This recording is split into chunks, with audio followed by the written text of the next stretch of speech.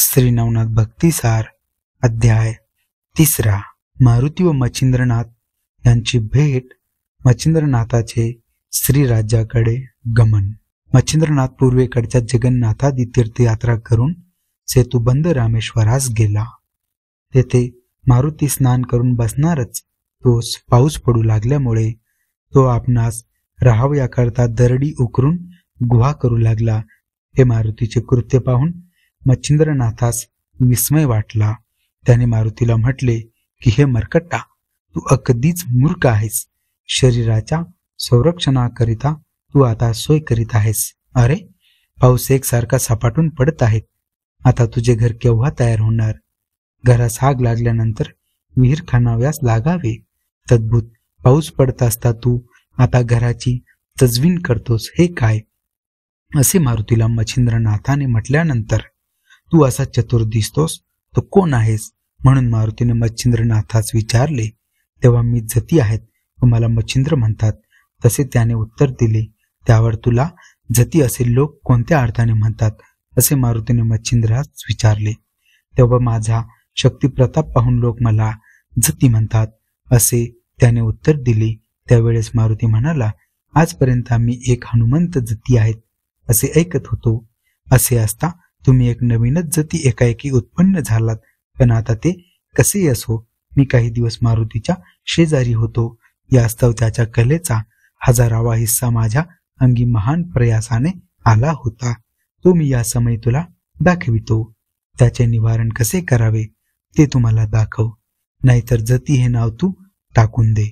याप्रमाणे मारुतीने मच्छिंद्रनाथास किंचित लावून म्हटल्यानंतर त्याने उत्तर दिले की तू मला कोणती कला दाखवित आहेत ती दाखव, तिचे निवारण श्री गुरुनाथ करील. हे ऐकून मारुती अत्यंत रागाला. मग तो लागलीच उड्डाण करून एकीकडे गेला आणि विशाल रूप धरून त्याने मच्छिंद्रनाथास न कळू देता अचानक त्याच्या अंगावर 7 पर्वत उचलून फेकले. ते आकाशमार्गाने ढगांप्रमाणे येत आहेत हे मच्छिंद्रनाथाच्या लक्षात येऊन स्थिर असे त्याने वात प्रेरक मंत्र शक्तीच्या योगाने ते पर्वत जागच्या जागी अटकवून ठेवले. पुढे मारुती एकावर एक असे शेकडो पर्वत नाथावर टाकीत होता, पण त्याने त्या एकाच मंत्राच्या शक्तीने ते सर्व पर्वत तेथल्या तेथेच खिळवून टाकले. हे पाहून मारुती रागाने प्रलय काळच्या अग्निप्रमाणे भडकून गेला व एक मोठा पर्वत उचलून तो मस्तकावर घेऊन तो फेकून देण्याच्या बेतात आहे.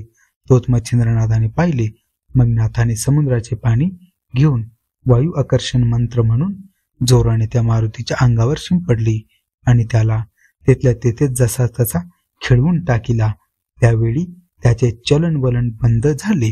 मारुतीने वर हात करून मस्तकावर पर्वत धरून ठेवला होता, तो तसाच राहिला. ते पाहून वायूने आपल्या पुत्रास पोटाशी धरले.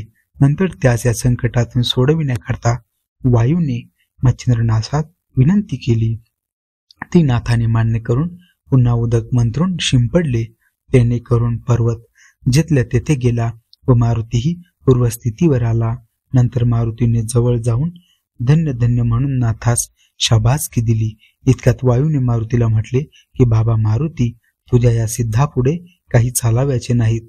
याने तुला व मला बांधून टाकून अगदी दुर्बल करून टाकले.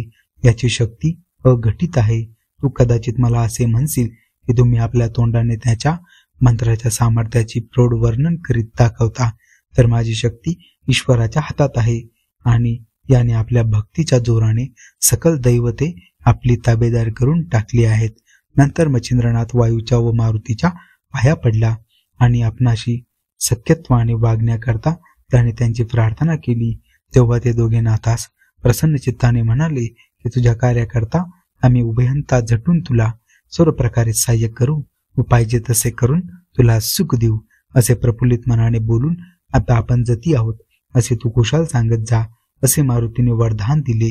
त्यावेळेस मच्छिंद्रनाथाने मारुतीस विचारले की मी जती या नावाने विख्यात होईल हे तर ठीकच आहेत, पण माझ्या मनात एक शंका आली आहे, तिची आपण निवृत्ती करावी.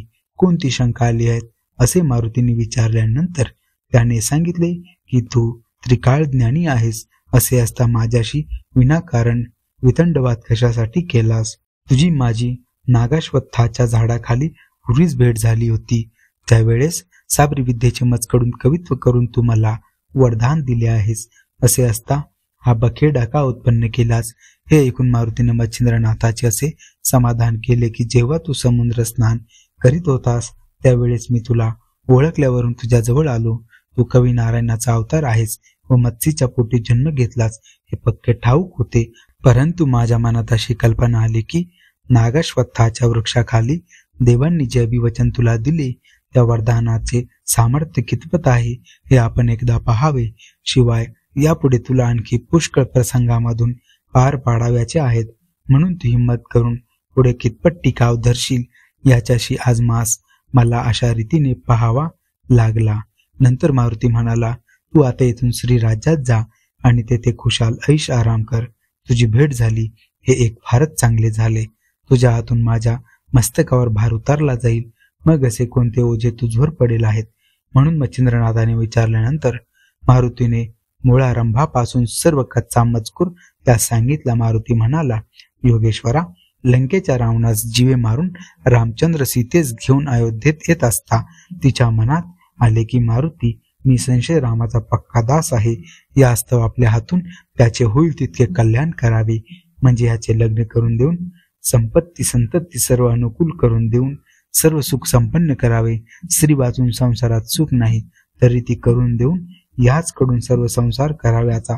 परंतु हा ब्रह्मचारी असल्याने माझे भाषण मान्य करील की नाही असा संशय तिच्या मनात आला. मग तिने मला गृहस्थाश्रमी करण्याकरता व मला वचनात गोवून टाकण्यासाठी आपल्याजवळ बोलाविले व ममतेने माझ्या तोंडावरून हात फिरवला. नंतर सीतामाता म्हणाली, बा मारुती, तू तिन्ही लोकांमध्ये धन्य आहेस. माझे एक तुझ्याजवळ मागणे आहेत, ते तू देशील तर फारच उत्तम होईल. मी सांगेन ते माझे वचन तू सहसा ना कबूल करणार नाहीस. अशा प्रकारचे सीतेचे भाषण ऐकून मला संतोष वाटला. मग कोणते काम आहे असे मी तिला विचारले. परंतु मी आपले वचन दिल्या वाचून ते आपला हेतू मला कळविना. असे म्हणून मी वचन देऊन तिची आज्ञा मान्य करण्याचे मनापासून कबूल केले. तेव्हा मी लग्न करून गृहस्थाश्रम पत्करावा आणि संसार करून सुख भोगावे असा भाव दाखवून तसे करण्याविषयी तिने मला भारी भीड घातली. तेव्हा मी महत् संकटात पडलो व खिन्न वदन होऊन उगीच बसून राहिलो. तेव्हा तिने रागाने माझ्याकडे पाहिले व मला सांगितले की तू अगदी दिलगीर होऊ नकोस. श्री राज्यातल्या सर्व स्त्रिया तुझ्याच आहेत, परंतु यातील मक्की अशी आहे की तुला व मला 4 चौकडीत जन्म घ्यावाचा असतो. मी व रामाने 99 वेळा घेतला. तू ही 99वा मारुती आहेस व त्याप्रमाणे लंकादिशी 99वा होय. त्यास मारून आल्यानंतर तुला श्रीराज्यात जावे लागेल. तो योग आता घडून आला. यास्तव समयास अनुसरून वाग. याप्रमाणे रामचंद्राने मला सांगितल्यानंतर मी श्रीराज्यात गेलो. त्यावेळी त्या ठिकाणी मैनाकिनी नावाची राणी राज्य करीत होती. पृथ्वीच्या अन्य भागावर मनुष्य, पशु पक्षी आदी करून सर्व स्त्री पुरुष एके ठिकाणी आनंदाने रमणमान होतात असे तिच्या ऐकावीत आले होते. ही कल्पना मनात उद्भवताच तिच्या अंगाची लाही लाही होऊन गेली. मग प्रत्यक्ष मारुतीचा संग घडावा म्हणून ती अनुष्ठान करू लागली. आपल्या शरीराचे मांस तोडून तिने अग्निकुंडात माझ्या नावाने आहुती दिल्या. असे अनुष्ठान तिने 12 वर्षापर्यंत केले. त्यामुळे तिच्या अंगावरचे सारे मांस संपले.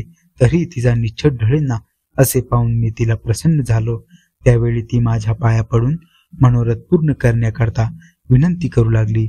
तेव्हा तुझा कोणता हेतू आहे म्हणून मी तिला विचारले. तेव्हा ती मला म्हणाली की मारुती, तुझ्या भुभुकारापासून येथील सर्व स्त्रिया गर्भिणी राहतात. यास्तव तू येथील स्त्रियांचा प्राणनाथ ठरतोस. जेणेकरून सर्वांना सुख होते.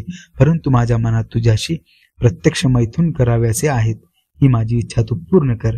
मैथुनाची पद्धतीने लोकात चालत असता तो प्रसंग आम्हा स्वप्नात सुद्धा नसावा, अशी आमच्या कर्माची स्थिती आहे. तर तू हे ते सुख आम्हास प्रत्यक्ष दे, असा तिने आपला अभिप्राय मला सांगितला. नंतर मी तिला सांगितले की ब्रह्मचर्य व्रत मी कडक पाळतो, असा माझा डंका सर्वत्र गाजत आहेत. यास्तव ही गोष्ट माझ्याकडून घडाव्याची नाहीत. आता तुझे मनोरथ पूर्ण करण्याकरता मच्छिंद्रनाथास येथे येईल. तो तुझ्या मर्जीनुरूप वागेल. तो मच्छिंद्रनाथ साक्षात कवी नारायणाचा अवतार होय. त्याच्यापासून तुला तुझ्या तपाची फलप्राप्ती होईल. अशा युक्तीच्या मार्गाने मी तिचे शांतवन केले. तो योग आज घडून आला तर तू तिकडे जाऊन तिचे मनोरथ पूर्ण कर. मारुतीचे असे भाषण ऐकून मच्छिंद्रनाथाने सांगितले की मीही अर्धरेताच आहेत, म्हणून मला हे कार्य सांगून काय उपयोग आहेत. माझ्या ब्रह्मचार्याचा मात्र अशाने समूळ नाश होईल व जगात दुर्लौकिक होईल, म्हणून हे कुकर्म मला सांगू नये. तशात श्रीसंग हे अपकीर्तीचे भांडार होय, म्हणून ही गोष्ट करावी असे माझ्या मनात येत नाहीत. अशा प्रकारचे मच्छिंद्रनाथाचे भाषण ऐकून मारुतीने त्यास सांगितले की ही अनादी कालापासून रहाटी चालत आली आहेत, म्हणून भोग भोगल्याचा दोष नाही. जसे 99 मारुती तसेच 99 मच्छिंद्रनाथाचा क्रम चालत आला आहे. तुझ्या पोटी मीननाथ म्हणून पुत्र होईल, त्याची सूर्यासारखी कीर्ती प्रगट होईल असे मारुतीने त्यास सांगून त्याचे मन वळवून घेतले. मग मारुतीच्या म्हणण्यास मान देऊन मच्छिंद्रनाथ श्रीराज्यात जाण्यास कबूल झाला व एकमेकास नमस्कार करून ते दोघे मार्गस्थ झाले. अशा पद्धतीने नवनाथ भक्तिसार अध्याय 3 येथे समाप्त झाला. तर आपण भेटूया पुन्हा पुढील भागामध्ये श्री नवनाथ कथेचा अध्याय 4. तोपर्यंत धन्यवाद.